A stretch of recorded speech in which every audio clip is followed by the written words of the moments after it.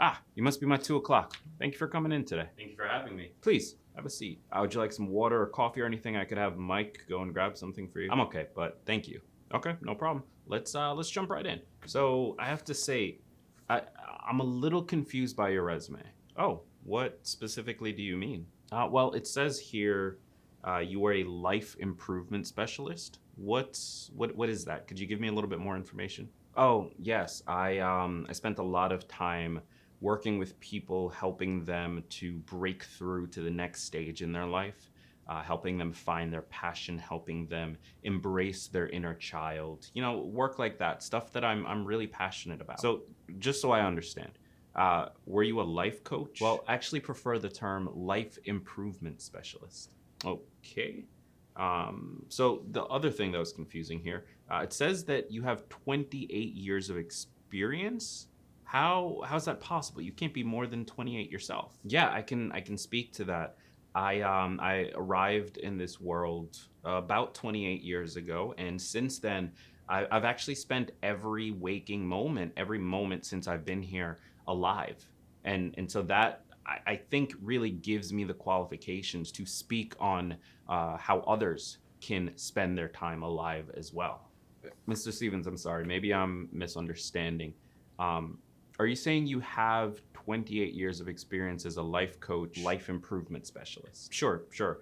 Are you saying that you have 28 years of experience because you've been alive for 28 years? Oh, no, no, sorry. I think I maybe explained that weird. Um, yeah, yeah. You know what? I probably misunderstood. What I mean to say is I arrived into this plane of existence about 28 years ago, but both you and I have existed for a millennia. Okay. I'm gonna be honest, Mr. Stevens.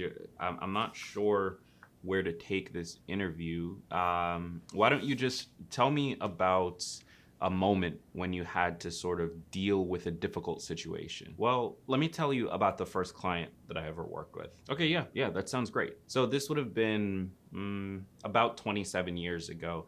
We had this neighbor, Mr. Richards, and he was such a great guy, such a jolly, kind gentleman. But he happened to lose his job, and he came over to the house one day. My mother let him in, and when I saw him, I could tell the weight that he was carrying with him, the burden that he was carrying with him. So I smiled at him.